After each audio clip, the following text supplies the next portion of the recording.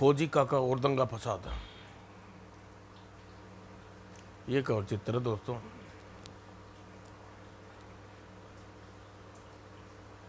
एक दिन फौजी काका पिंटू के साथ शहर में जा रहा था। तभी क्या हुआ, लोग इस तरह क्यों भाग रहे हैं, दाएं दाएं भागो भागो, कुछ समझ में नहीं आ रहा, इन्हीं से मालूम करता हूँ। फौजी काका एक व्यक्ति को रोका। क्या हुआ भाई, आपको नहीं पता कस्बे में समुदाय दंगे भड़क रहे हैं। समुदाय दंगे? भारती भागिए काका जी, यहाँ सचमुच तबाही मचने वाली है। नहीं पिंटू, हम भागेंगे नहीं, बल्कि इन दंगों को रोकेंगे। आप कैसे रोकेंगे इन्हें? अभी बताता हूँ, आओ मेरे साथ। और दूसरी तरफ खून पी जाएंगे तुम्हारा। आज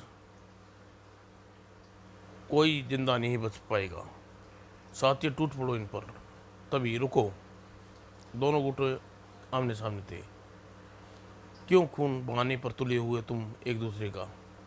आप बीच से हट जाइए फौजी काका, इन्हें हमारे धर्म के भाइयों को मार डाला। यह झूठ बोल रहे हैं, इन्होंने हमारे हमारे धर्म के भाइयों को मारा है। तुम सबको गलतफहमी हुई है। तुमने ऐसा किसने कहा? हमें लाला जगत राम ने बताया। और तुम्हें? लाला मुंशी राम मुंशी राम जानू ने। लाला जगत राम और मुंशी राम जानू, लगता है ये कोई चक्कर है। भाइयों, एक दूसरे को बाद में मारना, जाओ पहले असलियत का पता करो। चलिए काका जी। और उधर लाला जगतराल किया, हमें अपना काम कर दिया है मिस्टर रावत, अब निकालो हमारा इनाम। तुम बहुत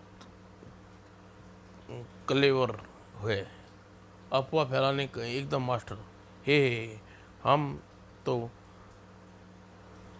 हे वह तो हम है ही। यह लो अपना 10,000 रुपये, और दंगे की बदौलत अपने देश में करोड़ों रुपये कमाएगा। और ओके, अब हम चलता है। और जैसे ही रावत ने दरवाज़ा खोला, जाता कहाँ है देश के दुश्मन, पहले फौजी काका से तो मिलता जा। पकड़ो इन गद्दारों को। और कुछ पल में साथियों, इन दोनों को जिस तरह विदेशी एजेंट से मिलकर कस्बे में दंगा कराना चाहता है, अगर मैं सही समय पर न पहुंचता तो आज यहाँ खून की नदियाँ बह जाती। हमें माफ़ कर दीजिए काका, हमसे बहुत बड़ी भूल होगी।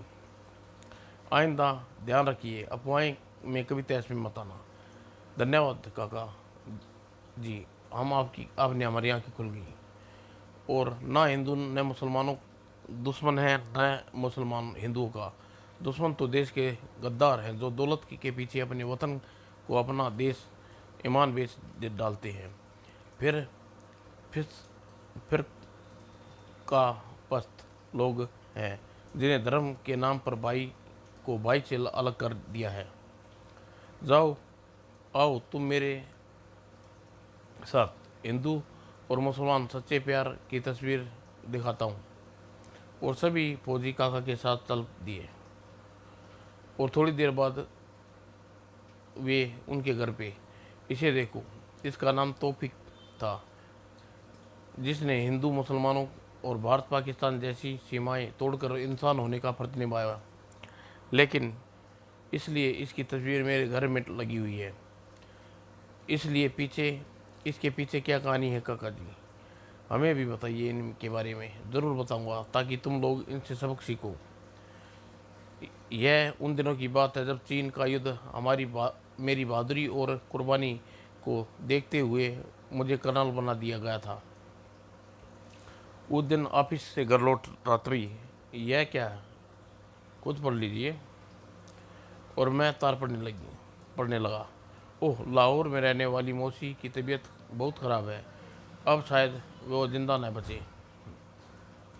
मौसी ने माँ माँ मुझे माँ की तरह प्यार दिया है, उसे देखने ज़रूर जाऊँगा। मेरे जाने की तैयारी करो, और आज ही लाहौर जा रहा हूँ, ठीक है? और उसी से मैं लाहौर के लिए निकल पड़ा। और दूसरे दिन लाहौर जंक्शन। लेकिन मैं जानता था कि मेरे पीछे दुर्भाग्य भी पहुंच गया है। Hello number 1 speaking, Indian military colonel Lahore पहुंचा है। और रेलवे स्टेशन पर मैं अपनी मौसी के घर पहुंचा। तू आ गया मेरे पुत्र, अब मैं आराम से मर सकूंगी मौसी। और मौसी ने मुझसे लिपटा कर अपनी आंखें ऐसे बंद करी जैसे दोबारा न खोली। शायद उसकी अटकी हुई सांसें उसकी जान थी। तब मैंने अपने परिवार के अन्य लोगों के साथ मिलकर मौसी का अंतिम संस्कार किया। और लौटने के एक दिन पहले, मैं कल चला जाऊँगा मौसा जी। ठीक है पुत्र, जैसी तेरी मर्जी। और सुबह चलते ही सारी तैयारी कर ली थी, मैं सो गया। अचानक आधी रात को हड़बड़ा कर उठ गया। कौन? पुलिस। पुलिस का नाम सुनते ही मेरा माथा ठनका। दरवाज़ा खोलो, 2 दिन पहले आप हिंदुस्तान आए हैं ना? जी हाँ। आपको हमारे पुलिस हेडक्वार्टर चलना है। लेकिन क्यों? क्या किया मैंने? आपको पुलिस हेडक्वार्टर में ही बताया जाएगा। मुझे किसी खतरे का अभ्यास हो रहा था, लेकिन उस वक्त कर भी क्या सकता था। चलिए, ओके चलिए। मैं पुलिस अधिकारी के साथ चल दिया।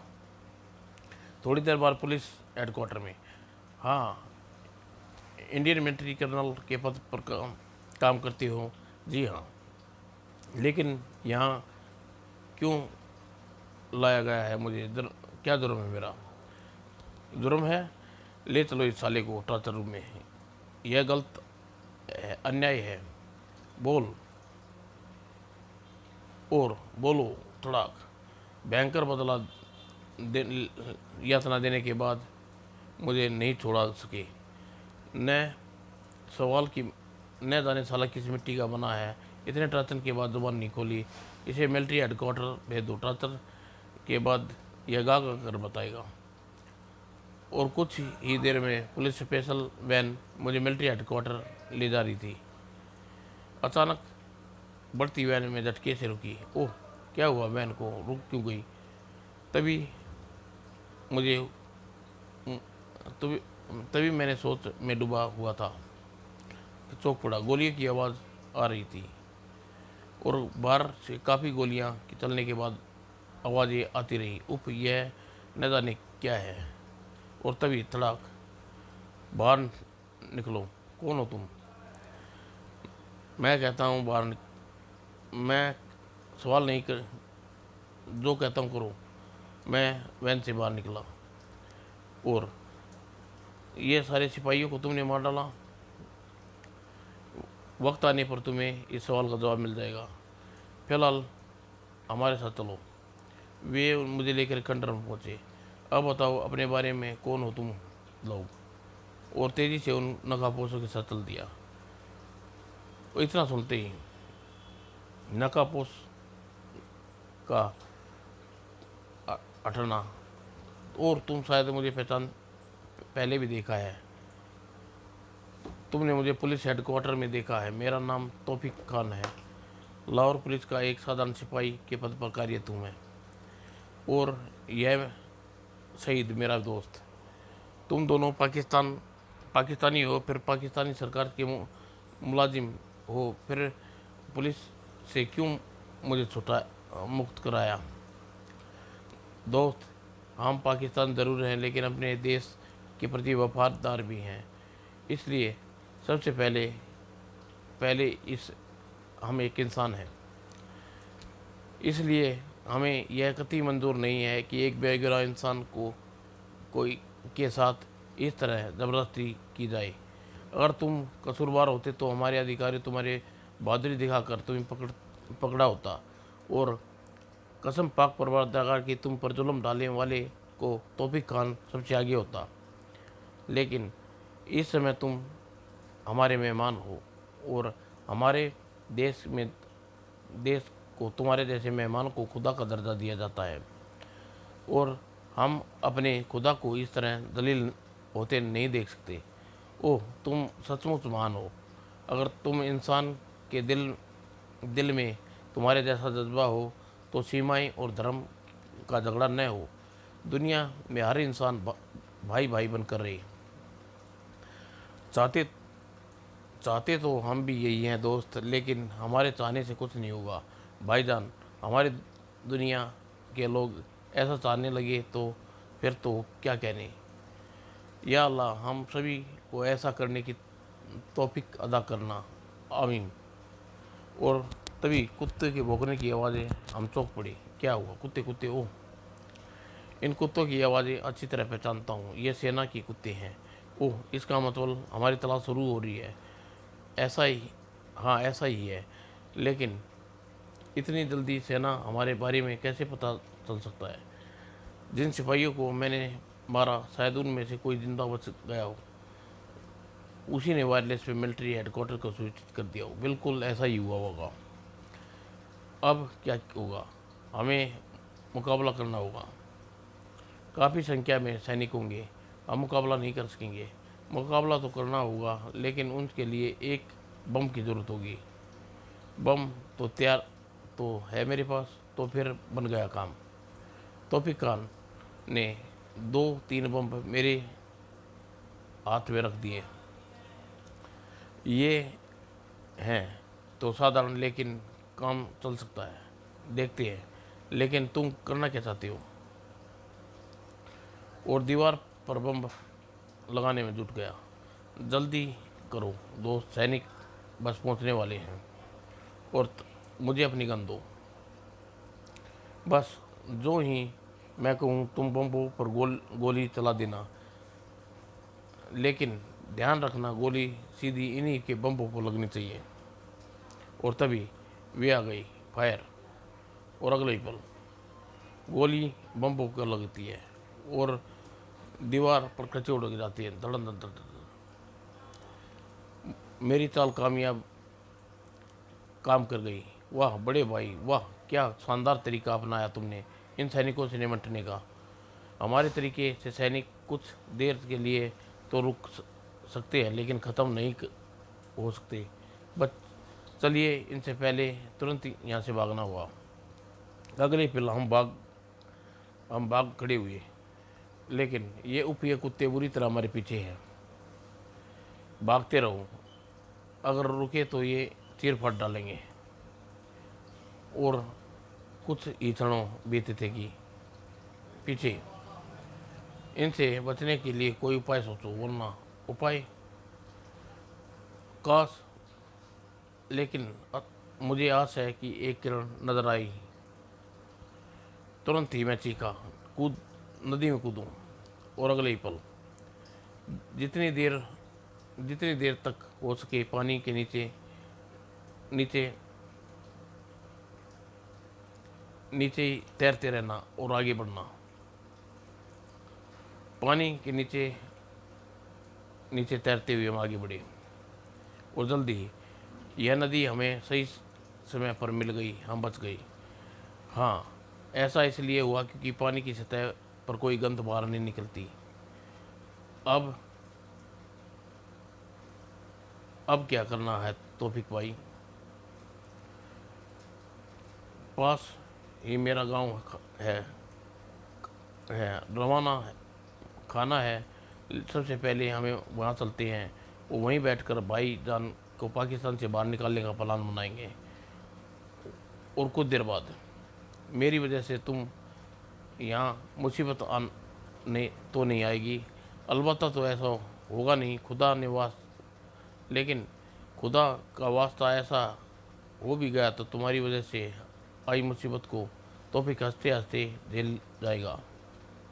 और 2 दिन बाद तौफीक खान घर में छिपा रहा, लेकिन तीसरी रात मैंने पाकिस्तान से बाहर निकलने का इंतजाम कर लिया दोस्त।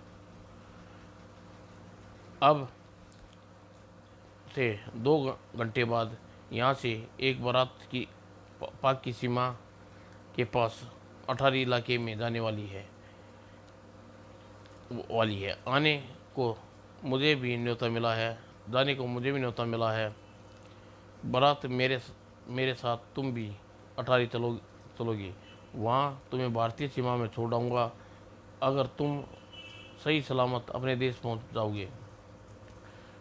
और तुम मेरे कपड़े पहनकर तैयार हो जाओ, हमें वहाँ पर पहुँचना है, ठीक है? और मैं तुरंत ही तैयार हो गया और फिर, अच्छा दोस्त चलता हूँ, ईश्वर ने चाह तो फिर मिल लेंगे, अलविदा दोस्त। और कुछ देर बाद तौफीक खान बारातियों के साथ थे। बारात अटारी के लिए रवाना हो गई और अटारी पहुंचकर बारात अपने रास्ते चली गई और हम सीमा की तरफ, जल्दी चलो दोस्त। और अब भारतीय सीमा की दूसरी ओर अचानक आए घटते दिन ठिनक गई। सामने देख चीख निकली, ओह पाक सैनिक, ओह तौफीक खान, तो तुम हो गद्दार जिसने हिंदुस्तानी को हमारे जाल से छुड़ाया। तुमको हमारे बारे में कैसे पता चला? मैंने बताया इन सबको। साजिद, तुमने यह दगाबाजी की। तुमको क्या मिला? 20,000 रुपये। क्रोध के मारे तौफीक का खान का चेहरा लाल हो गया। नमक हराम, सिर्फ 20,000 रुपये के लिए तूने अपने दोस्त को खुदा के समान एक मेहरबान को जान का सौदा कर लिया। लानत है तेरी जिंदगी पर, लानत है मेरी जिंदगी पर तौफीक खान, जिसने एक हिंदुस्तानी काफिर को बचाने के लिए अपने देश से गद्दारी की। चुप रहे खबीज की औलाद, मैं गद्दार नहीं, इंसानियत का पुजारी हूँ। जबान बंद करनी पड़ेगी। अपनी मददगार पर यह प्रहार देखा मैं नहीं सका। अब बोलता क्यों नहीं साले? और फिर कुत्ते, मेरे जीते जी तू तौफीक पर हाथ नहीं लगा सकते। और मेरे साथी तौफीक उन पर टूट पड़ा। और मेरे होते हुए तू मेरे दोस्त को सरहद पार करने से रोक नहीं सकती। तड़क तड़क, मैं तेरे सीने में गोली भर दूंगा अगले ही पल। ऐसा नहीं होगा क्योंकि मैं अभी जिंदा हूँ। और फिर पाकिस्तानी सैनिकों से भिड़ गई। कोई आगे बढ़ा तो उसकी कब्र बना दूंगा। दोस्त, सरहद पार पास है, तुम भाग जाओ। मैं अकेला नहीं जाऊंगा, तुम भी मेरे साथ चलोगे। मैं तुम्हारे साथ नहीं जा सकता। मुझे अपने वतन की मिट्टी से प्यार है, इसी में पैदा हुआ हूँ, इसी में मरूंगा। लेकिन तभी तुम दोनों को एक साथ ऊपर पहुंचा देता हूँ। ओह साजिद, और हमारे रुकवे में गद गूंज उठी। तौफीक भाई, लेकिन एक भी गोली मुझ तक न पहुंचने दी। तौफीक ने खान ने सारी गोली अपने सीने में झेल गया हुआ है कमबख्त। आह, और नीचे गिरते मरते तौफीक ने खोल दिया, ने अपना कमाल दिखाया। तट तट तट तट, मैंने उसे बाहों में संभाल लिया। यह क्या किया तौफीक भाई? मेरी और बढ़ती मौत को अपने गले लगा लिया। अगर मैं ऐसा ना करता तो एक सच्चे मुसलमान की जुबान झूठी कहलाती, क्योंकि मैंने तुमसे सही सलामत तुम्हारे देश पहुंचाने का वादा किया था। अब जाओ, तुम्हारे देश की सरहद तुम्हारा रास्ता देख रही है। नहीं, मैं तुम्हें इस हाल में छोड़कर नहीं जाऊंगा। पागल मत बनो दोस्त। क्या तुम्हें चाहते हो कि तुम अपनी दोस्ती की दी हुई जुबान को पूरा कर तोहमत लेकर मरूं? देखो देखो, सैनिक आ रहे हैं। ओह, तुम्हें मेरी कसम दोस्त, जाओ। और अपनी कसम देकर मुझे मजबूरन कर दिया। मैं चलने को हुआ। जाते जाते मेरा शेर सुनकर जाओ दोस्त। यह देश और मजहब के नाम लड़ाते हैं, एक पैगाम साबित हो। और अटकते हुए सवर में उसका एक शेर सुना, न हिंदुस्तान बुरा न मुसलमान बुरा है, बुराई पर आए तो हर इंसान बुरा है। तभी पास आते सैनिकों को देखकर चीख उठा, भाग जा दोस्त, अब तू सही सलामत सरहद पार पार नहीं पहुंच जाता तब तक तौफीक किसी को आगे नहीं बढ़ने देगा। और सरहद की ओर भाग निकला। लेकिन तौफीक खान जूझ पड़ा अपने देश के सैनिकों से, और फिर जब तक जूझता रहा जब तक उसकी जान उसके जिस्म से निकल न गई। उसने मेरी खातिर अपने देश के सैनिकों को लड़कर अपनी जान दे दी। तब मेरा कोई नहीं लगता था, लेकिन फिर एक बहुत बड़ा रिश्ता था उसमें। जानते हो कौन सा रिश्ता? इंसानियत का रिश्ता, मानवता का रिश्ता। वही रिश्ता जिसे नाते हम कभी एक दूसरे के भाई हैं। आखिर लड़ते वक्त हम यह क्यों भूल जाते हैं, जिसका खून बहा है वह भी भाई है, और जिसका खून बहता है वह भी भाई है। गोली गोली गोलियां गोलियां में चली सरहद पर, आखिर मरती तो इंसानियत है। बस हमको माफ़ कर दे काका, कसम खाते हैं आज के बाद मजहब और देश की भाषा के नाम पर कभी नहीं झगड़ेंगे हम काका। अब हम मिलकर गुल कर रहेंगे। प्यारे पाठकों, सबने सबने जो कसम खाई ली है, अब लगे हाथ आप भी ये वादा कीजिए, सभी वैर भाव भुलाकर, फिर फिरंगा परस्ती को मिटाकर प्रेम भाव से एक दूसरे से मिलकर रहेंगे। जय हिंद। समाप्त दोस्तों।